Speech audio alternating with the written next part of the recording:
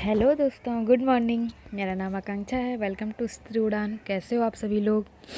बस मेरे दिन की शुरुआत हो चुकी थी। मैंने नहा के पूजा कर लिया था। उसके बाद सीधा मेरा काम किचन में होता है। वही डेली का डे रूटीन करते करते पता नहीं कैसे हम घर के काम करने में नहीं थकते हैं। उसके बाद खुद का जब समय निकालने की बारी आती है, खुद की पढ़ाई के लिए या फिर खुद के लिए कुछ करने के लिए, तो उस समय मेरे शरीर को इतनी थकान हो जाती है। तो सोचिए ना, ये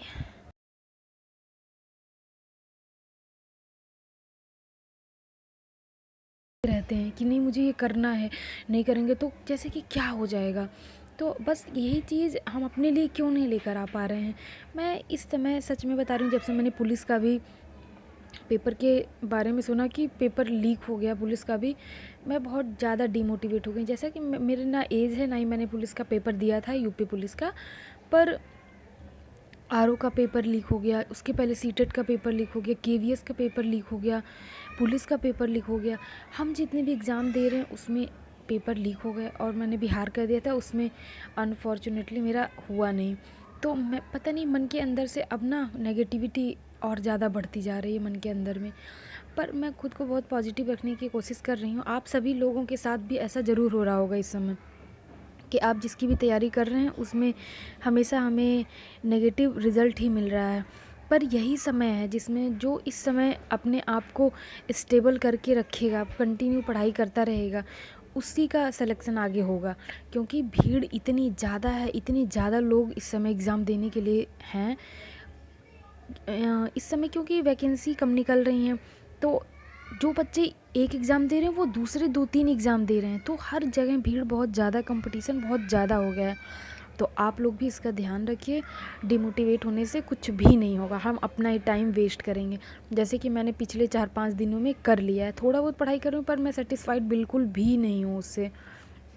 मैंने सोचा था कि यूपी पीसीएस के लिए 1 महीने है, उसमें मुझे ये तो पता है कि मेरा नहीं होगा क्लियर, पर बेस्ट तो देना चाहिए। हम अगर अपने एग्ज़ाम में बेस्ट ही नहीं देंगे तो खुद के अंदर ही सेटिस्फेक्शन नहीं मिलेगा। यही सबसे बड़ी हार होगी हमारी। इसलिए अभी हमें हारना बिल्कुल भी नहीं है। आप जहाँ भी जिस भी सिचुएशन में हैं, जितना भी टाइम मिल रहा है वहीं से शुरुआत करिए। 1 घंटे, 2 घंटे, आधे घंटे, अगर आपके पास इतना भी समय है तो आप यहीं से शुरुआत करिए। धीरे धीरे समय बदलता जाएगा और आपको देखिएगा खुद ब खुद टाइम इंक्रीज़ होता जाएगा, टाइम आपको मिलता जाएगा। इस समय मेरे नेक में थोड़ी सी प्रॉब्लम है, शायद मौसम चेंज हो रहा है तो इस वजह से कोल्ड शुरू होने वाला है ना, तो गले में पेन सी जैसे खराश होती वो हो रहा है। तो इस वजह से बार बार मुझे गले में पेन हो रहा है बोलते समय। और इस समय ऐसा टाइम है ना, इसी मंथ में घर में सर्दियों की इतनी ज़्यादा कपड़े, जहाँ देखो वहीं पर इतने कपड़े। और जब घर में खुद के अलावा लोग होते हैं ना, तो उनका प्रेशर बना रहता है घर में कि ये भी करना है, वो भी करना, वो भी नहीं करना है। और अगर यही आदमी कहीं अकेले रहता है ना, जहाँ पे खुद के ऊपर ही होता है, तो वहाँ पे अगर हम ये चीज़ें, जैसे कि ये सर्दियों के कपड़े रखने की बात है, तो जिनके घर में जॉइंट फैमिली, वो मेरी बात को अच्छे से समझ सक रहे होंगे कि एक अलग सा ही प्रेशर होता है जिसमें हम खुद को कहीं खोते जा रहे हैं, हम कहीं दबते जाते हैं।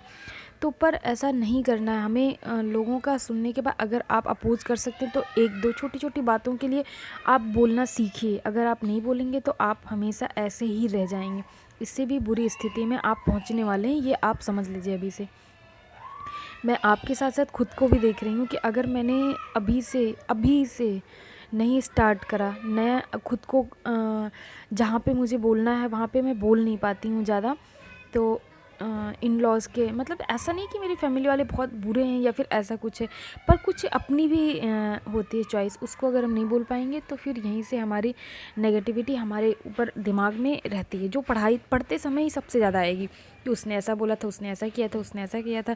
तो काम के समय में आती रहेगी, फिर हम काम तो करते हैं, लेकिन पढ़ाई के समय में ये हम अपनी पढ़ाई नहीं कर पाते हैं। पर वही है ना कि देखिए, हमें आपको इंक्रीज़ करना है, अगर खुद को बढ़ाना है तो हमें खुद ही मोटिवेट खुद को करना होगा।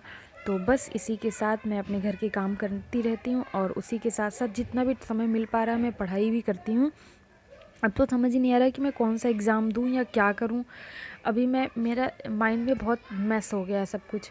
अभी मैंने आरओ का एग्ज़ाम दिया था, सोचा था अगर नहीं भी होगा तो उसके बेस पे मैं आगे की पढ़ाई करती, और उसके चक्कर में अब वो भी नहीं रह गया, तो अब ये भी लग रहा है कि बाद में होगा तो वही पढ़ते रह जाऊँ, उसी को अच्छे से और अच्छे से तैयार कर लूँ। तो या फिर DSSB का आया है इस समय, तो मैं उसमें भी डालने का सोच रही हूँ, क्योंकि मुझे टीचिंग का ही फर्स्ट प्रायोरिटी तो टीचिंग ही थी मेरी। बीच में RO आ गया था तो मैंने सोचा दे देती हूँ, क्योंकि सुपर टेट के चक्कर में तो आदमी इतना परेशान हो गया है ना कि वो कितने सारे लोगों की जॉब कहीं और लग गई होगी इस समय सुपर टेट के इंतज़ार करते करते। तो बस इसी के साथ मैं भी अपने स्टडी की जर्नी को कंटिन्यू रख रही हूँ, थोड़ा ज़्यादा जितना भी टाइम मिल रहा है, जितना भी मैं पढ़ पा रही हूँ। ऐसा नहीं कि टाइम नहीं मिलता है, कई बार हम खुद ही नहीं पढ़ पाते हैं। पढ़ाई की सारी चीज़ें बुक या वीडियोज़ जो भी देखेंगे, लेकिन दिमाग में कुछ और ही चलता रहता है, तो इस वजह से हम खुद भी नहीं पढ़ पाते। हम किसी और को ब्लेम नहीं कर सकते। अगर हमें कम समय मिल रहा है तो उसमें हमें टॉपिक पहले से सोच के रखना होगा कि मुझे इस समय में ये पढ़ना है, जब भी टाइम मिलेगा तो ये पढ़ना है, तो इस हिसाब से हमें पढ़ाई करनी होगी अब। तो प्लीज़ आप लोग भी अपना ख्याल रखिएगा, डिमोटिवेट होने से कुछ भी नहीं होगा। तब अब मिलते हैं कल नए ब्लॉग में, और तब तक के लिए बाय बाय, टेक केयर, अपना ध्यान रखिएगा।